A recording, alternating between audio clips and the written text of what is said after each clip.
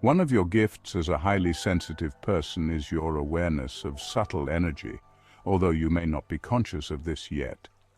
Now, what do I mean by that?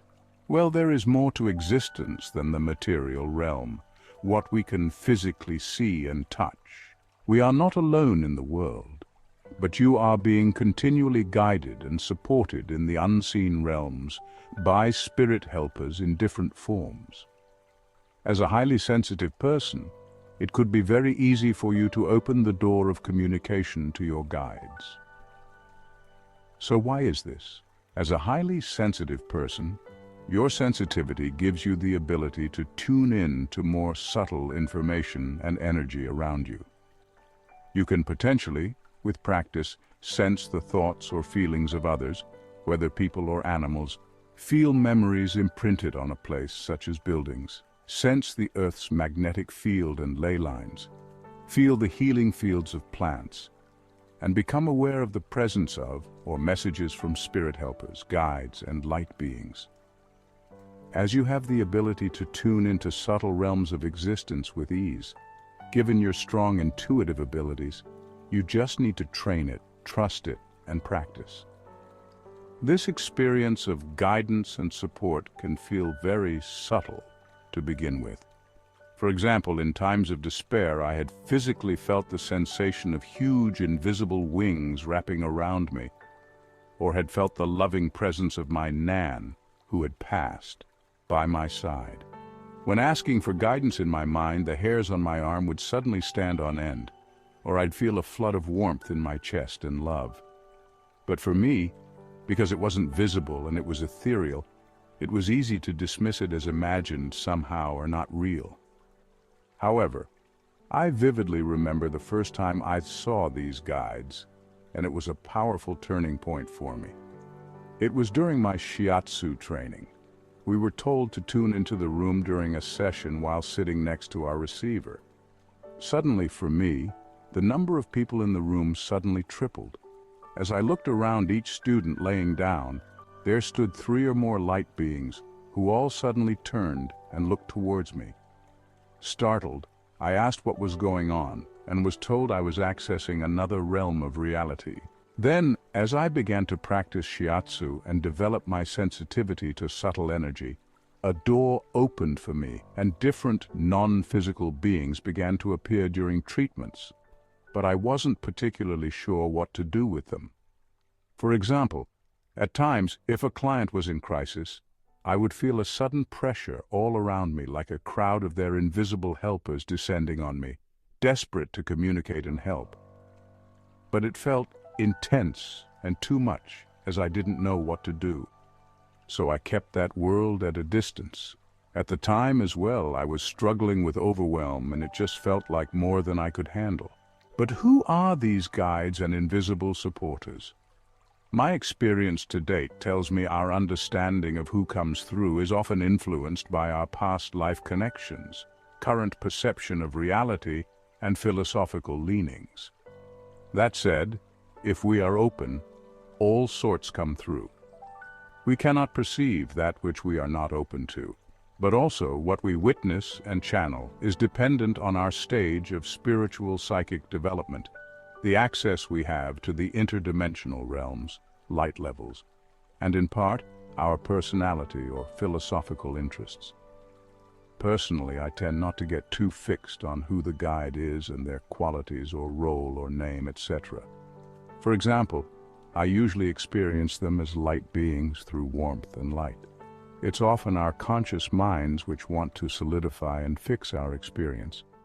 I find who comes to me and to others can also be quite fluid and dependent on what the current need is at the time or the transition or healing process they are in. I receive them with thanks and release them with gratitude. That is enough. However, some examples of the guides I have seen from my experience to date are as follows. Family ancestors, loved ones passed over, past life teachers or loved ones, spirit animals, plant spirits, angels, archangels, ascended masters, deities or gods or goddesses, like Egyptian, pagan, shamanic, divine feminine figures, Buddhas and bodhisattvas, sacred geometry and star consciousness, So how do you learn to engage with them? In short, practice. Through intuitive attention and practice, I have learned to hone my sensitivity skills to communicating with guides. What you place your attention on grows. Therefore, if you place your attention, this will then grow, meaning developing your ability to receive information. This also required developing my trust and confidence in my experience as well as the process, of course. So, how does this work in practice? Let's begin with a simple exercise to meet your guides. Find a quiet space and close your eyes. Take some slow, deep breaths and long exhales and begin to settle yourself and calm. Now, for interest, lightly scan yourself from head to toe to have a sense of your energy field and physical, emotional, mental state currently. Now let go of that awareness, returning to the breath and present.